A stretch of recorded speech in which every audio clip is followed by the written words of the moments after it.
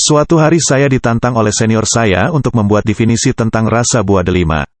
Saya merasa kesulitan untuk mendefinisikan rasa buah delima. Ketika saya bilang asam, masih ditanya, apakah asamnya seperti buah asam atau buah jeruk? Tentu berbeda antara asam buah delima dan buah jeruk, dan ini membuktikan bahwa susah untuk mendefinisikan sesuatu dengan tepat dan presisi. Pasti ada celah untuk timbulnya salah identifikasi. Ketika ada yang bertanya kepada kita apa itu matahari, dan saat itu kita di luar ruangan dan bisa menyaksikan sinarnya yang terik, mungkin kita akan menunjuk ke arah matahari itu dan mengatakan itu loh matahari.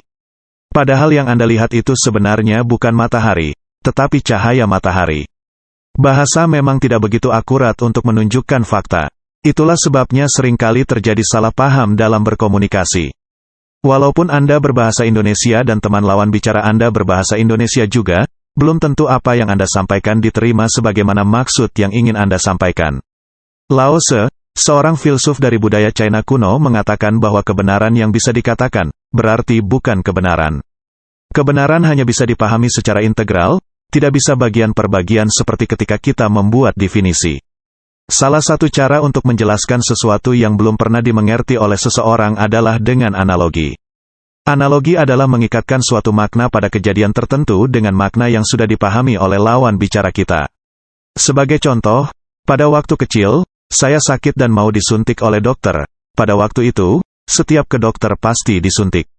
Ibuku bilang tidak apa kok, paling seperti digigit semut. Dalam hal analogi, beliau sedang memberikan informasi tentang sesuatu dengan fenomena yang pernah saya rasakan.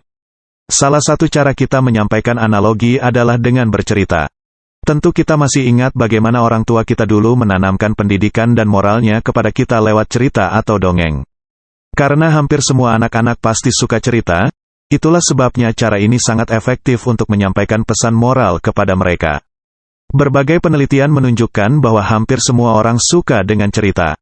Itulah sebabnya menyampaikan pesan lewat cerita menjadi lebih mudah diterima daripada dalam bentuk nasihat. Hampir semua orang tidak mau dinasehati. Itulah sebabnya informasi yang disampaikan tidak dalam bentuk cerita, cenderung ditolak karena kesannya seperti menggurui. Dan orang tidak suka digurui. Selain hal di atas, banyak keuntungan dalam menyampaikan sesuatu kepada seseorang melalui cerita. Ketika mendengarkan cerita, orang kebanyakan sangat fokus. Ini adalah kondisi di mana mereka siap untuk menerima sugesti. Itulah sebabnya jika Anda menyisipkan suatu makna dalam cerita Anda, maka makna itu menjadi lebih mudah diterima dibanding ketika Anda sampaikan dalam bentuk deskripsi biasa. Anda bisa menggunakan cerita untuk memotivasi dan menginspirasi tim Anda di kantor, agar bisa bekerja dengan lebih efektif, dan meningkatkan kinerja. Nasihat secara langsung hanya akan membuat mereka melawan dalam hati, yang justru menghambat masuknya informasi penting yang sebenarnya sangat berharga bagi mereka. Karena kebanyakan orang merasa sudah mengetahui tentang informasi yang ingin kita sampaikan. Hampir semua orang sudah mengetahui apa yang terbaik dan apa yang seharusnya mereka lakukan. Yang belum mereka miliki hanyalah kesadaran untuk menggunakan pengetahuan mereka itu. Nasihat dan motivasi seringkali malah membuat mereka tersinggung, karena seolah dianggap tidak tahu. Padahal mereka merasa sudah tahu. Jika Anda peduli dengan pertumbuhan mental mereka, tugas Anda adalah membuat mereka mengenali kemampuannya. Biarkan mereka menemukan sendiri kemampuan itu ada di dalam dirinya. Kemudian tantanglah egonya untuk mencapai tujuan-tujuan hidupnya dengan kemampuan yang sudah ada di dalam dirinya sendiri itu. Biarkan dirinya sendiri yang menemukan kekuatan itu, sehingga dia lebih termotivasi untuk menggunakannya.